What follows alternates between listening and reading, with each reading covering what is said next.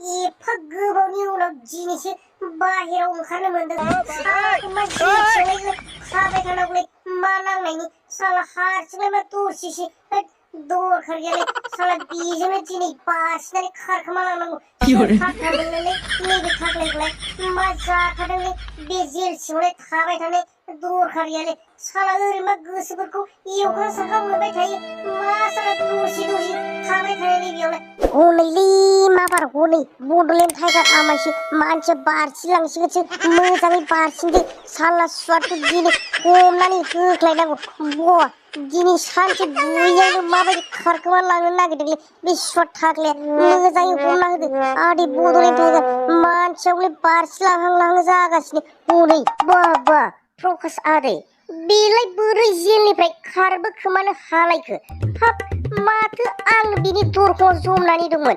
बोरैदि खारबोखोमानो हाखोलै बियो बेथ' आसरित खोथा जाबाय नङा प्रकाश साला मैयानि जौ गोरान एसे लोंनानै दसे उन्दुग्लांनायावनो बे साला थाख्लाय गुन्दाया बासिबाय जानांगौदांलै प्रकाश बेबायदिबाथ' जानाय नङा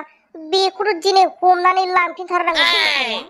माथो सिरि दंफैखोमाना दं बेलाय सोरबा पुलिसफ्रालाय हाब दाथ' जानाय नंलालै जाहोगा थांहोगा बेखौ बारसिनानै खाराबा जानाय नंला दा बोरैबाफोर मोनफ्लांनानै लांनांगौबा आलौजोबगोनलै नैबे थाख्लाया जानाय नङालै बेखौ बारसिनानै खाराबा होसो माबार होसो आदै प्रकाश बे थाख्लाय गुन्दाखौ मानि बेरा बारसिनानै फैलायलायनायलै बियो नोंलाय अबाव गनो गासिबो सारा दुनियावनो नोंनि फट' लागायजोबखाबाय गय दखान साहा दखान नोंनि फट'ल' गोजा गासिबाबो नोंखौ वान्टेड खालामजोबखाबाय नों बिदि खारबालाय बबाव गनो नोंखौथ' सानसेबाबो मोनगोन ना जोङो। माथो जालाजोबखोब्रा माथो गय दखान मानि आंनि फट' साहा दखान मानि आंनि फट'